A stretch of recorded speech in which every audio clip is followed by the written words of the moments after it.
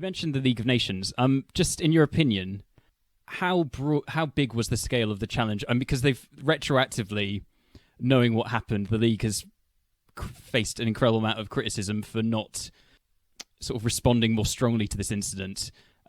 Despite maybe you could argue, well, I suppose, would you agree with the assessment that it was very hard to know that it was inevitable that escalation would likely follow, and also how difficult a position do you think the League of Nations was in? Because I think the major power who might have been in a position, from what I understand, might have been Britain. I'm not sure how realistic it would have been to strongly respond immediately to this. I was just wondering if you had any thoughts on that, really. I do. I think the League of Nations was quite honestly a toothless organization that did not have an enforcement mechanism. So that's kind of one deficiency that it had, that was a fundamental flaw. And it also, it was, I think, quite clear to a good many people, especially within the American State Department, most notably Secretary of State Henry Stimson, who was getting, pretty good intelligence reports from Manchuria, that the incident, the Mukden incident, was indeed illegitimate, and that the Kwantung Army was probably out of control. I think, as he put it, the situation in Manchuria was not the clash of governments, but the clash of subordinates of governments. I thought that was a very poignant quote when I read it.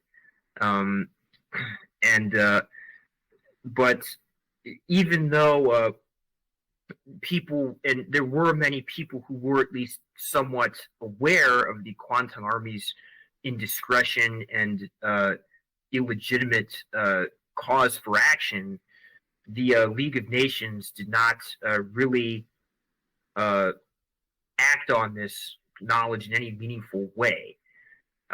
They did pass some resolutions in September and December, most notably, that basically mandated that Japan withdraw its forces back to the immediate sphere of the South Manchuria Railway Zone once the dangers to Japanese property and civilians were removed.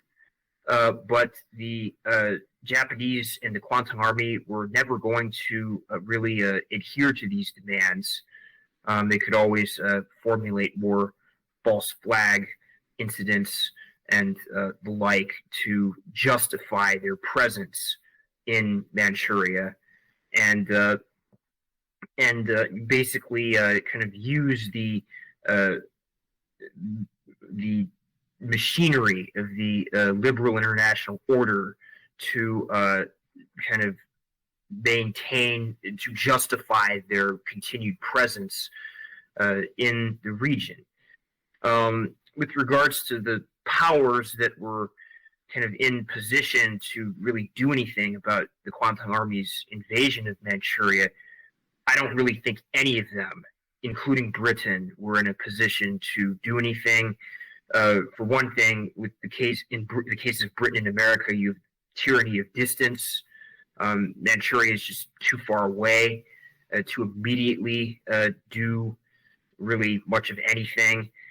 You also have the fact that Britain and America were in the midst of the Great Depression and had also gone through periods of disarmament in the 1920s.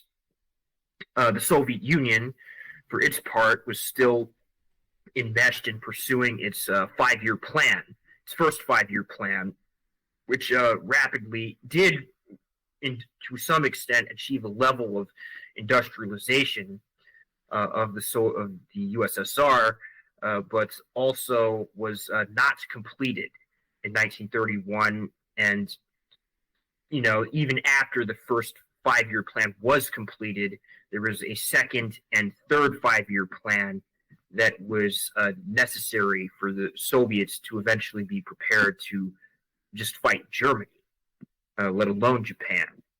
So really, no one was prepared to intervene in Manchuria. Not Britain, not America, not the Soviet Union, most certainly not the League of Nations. And the Kwantung Army was well aware of this and had kind of identified the year 1931 as a key time to which they should take action, because they were aware that these entities were all not ready to deal with an invasion of Manchuria.